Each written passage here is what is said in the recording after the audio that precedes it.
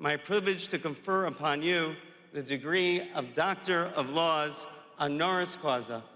In token thereof, we place upon your shoulders this visible symbol of our high regard for you.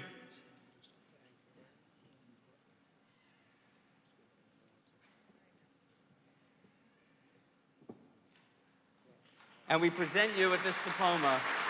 Mazel tov.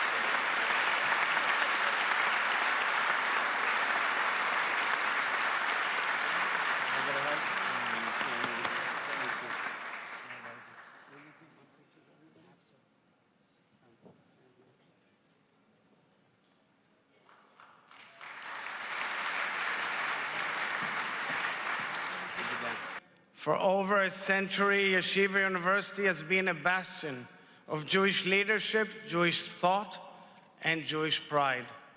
The Torah and Mad'a, Torah and science, that were generated within Yeshiva's library and Beit Midrash have enhanced not only the Jewish collective, they've enriched modern civilization.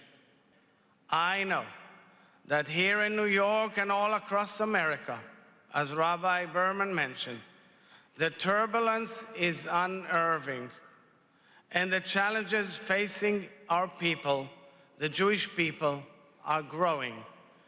Institutional anti-Semitism, Holocaust inversion, conspiracies left and right, Jew hatred platformed on social media, and moral bankruptcy masquerading as social justice have all disturbingly increased.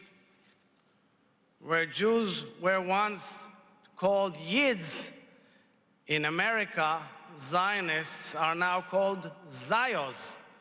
Each of us here understands that Jews are always the first, but never the last, to be demonized, targeted, otherized.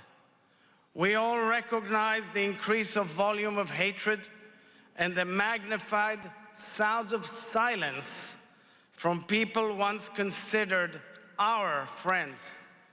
Recent developments in New York have raised a red flag. Here, we see the rise of a newer mayor-elect who makes no effort to conceal his contempt for the Jewish democratic state of Israel, the only nation-state of the Jewish people.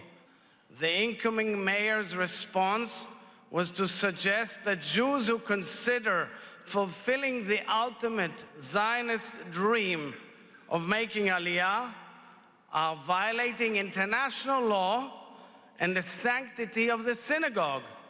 This rhetoric is outrageous. Returning to Zion and connecting to Israel have been cornerstones of Jewish faith and Jewish tradition for thousands of years. Delegitimizing the Jewish people's right to their ancient homeland and their age-old dream of Jerusalem legitimizes violence and undermines freedom of religion. This is both anti-Jewish and anti-American.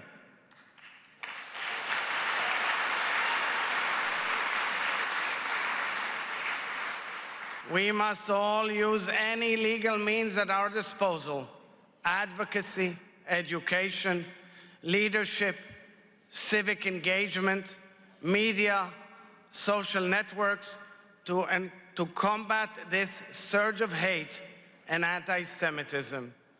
To the haters and bashers, the vile influencers and violent protesters, I say, you will never, ever succeed.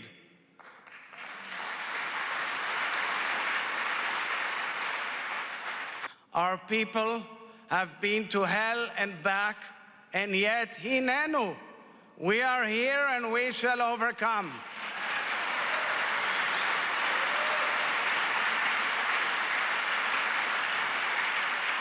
Now that all but one of our hostages are home, and we demand and cry out for the immediate release of our remaining hostage, our brother, the courageous policeman Staff Sergeant Ron Gwilly. From the very first hours of October 7th, America stood firmly by Israel's side, demonstrating great friendship and moral clarity.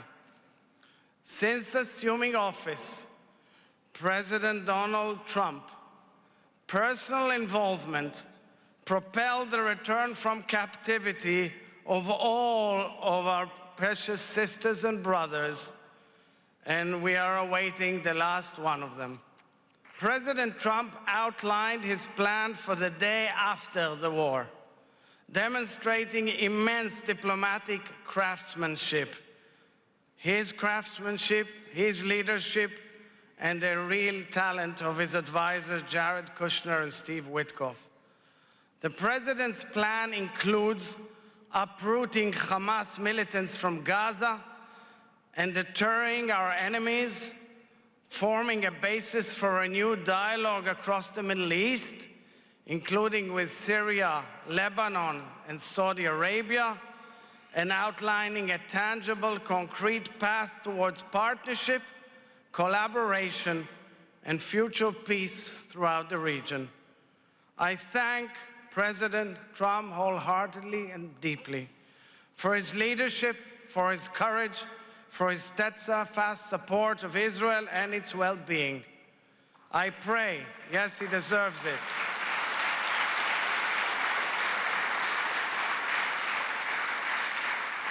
I pray that he will succeed in realizing his vision of a new horizon in the Middle East.